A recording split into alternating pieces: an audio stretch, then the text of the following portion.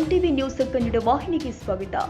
ಬಸನಗೌಡ ಪಾಟೀಲ್ ಯತ್ನಾಳ್ ನಮಗೆ ಹಿಂದೂ ವಿರೋಧಿ ಅಂತಾರೆ. ಪಂಚಮಸಾಲಿ ಸಮಾಜಕ್ಕೆ ಮೀಸಲಾತಿ ಕೇಳುವವರು ಲಿಂಗಾಯತ ಸಮಾಜಕ್ಕೆ ಯಾಕೆ ಕೇಳ್ತಾ ಇಲ್ಲ ಅಂತ ಕಾರ್ಮಿಕ ಸಚಿವ ಸಂತೋಷ್ ಲಾಡ್ ಹೇಳಿದ್ದಾರೆ. ಬೆಳಗಾವಿಯಲ್ಲಿ ಸುದ್ದಿಗಾರರೊಂದಿಗೆ ಮಾತನಾಡಿದ್ರು. ಯತ್ನಾಳರು ತಮಗೆ ಬೇಕಾದ ರೀತಿಯಲ್ಲಿ ಮಾತನಾಡುತ್ತಾರೆ. ಅವರ ಮಾತಿನ ಬೆಲೆ ಹಿಡಿತ ಇರಬೇಕು ಅಂತ ವಾಗ್ದಾಳಿ ಮಾಡಿದ್ರು. ಅವ್ರು ಏನ್ ಬೇಕಿದ್ ಹೇಳ್ಬೋದು.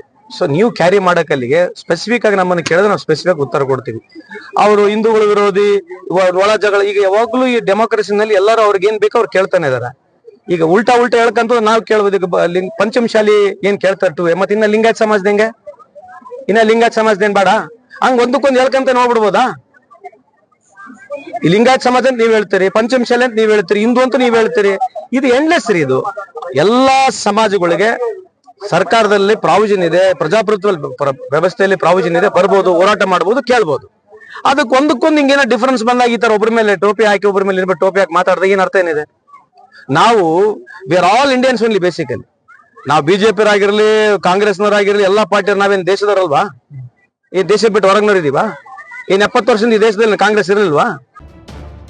ತಾಜಾ ಸುದ್ದಿಗಾಗಿ ಎಂಟಿವಿ ನ್ಯೂಸ್ 24x7ಗೆ ಸಬ್ಸ್ಕ್ರೈಬ್ ಮಾಡಿ ಮತ್ತು ಬೆಲ್ ಐಕಾನ್ ಅನ್ನು ಒತ್ತಿ. ತಪ್ಪದೇ ಲಿಂಕ್ ಶೇರ್ ಮಾಡಿ.